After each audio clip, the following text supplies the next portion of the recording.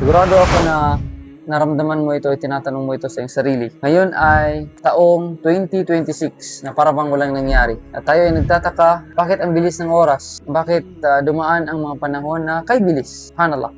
Bilang isang mananampalataya, dapat nating malaman na ito ay binanggit ng Propeta Muhammad, sumakay na kapayapaan sa kanyang marangal na hadith. May sinabi, "Yatakarabu zaman, fatakunu sana kasyahr, wa syahr kaljum'ah, wal jum'ah kalyawm, wal yawm kas-sa'a, was sa'a kahtiraki sa'fa." Iikli ang panahon kung saan ang isang taon ay parang isang buwan lamang, parang month lamang, at ang isang buwan ay parang isang linggo.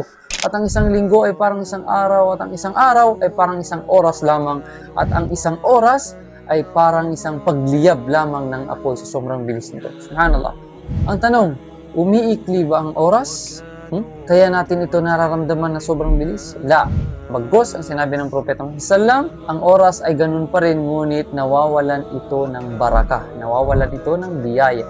Kung titingnan natin ang lifestyle ng mga tao, sila ay busy kaliwat kanan sa kanilang mga daily activities, ngunit sila ay nawawala ng oras, hindi nila pinaglalaanan ng oras ang pag-alala, paggunita, pagsamba sa Allah subhanahu wa ta'ala, ang dakilang tagapaglikha. Kaya ganun ay nararamdaman nila na parang wala silang ginawa sa isang araw o hindi sila productive sa kanilang ginagawa. Subhanallah.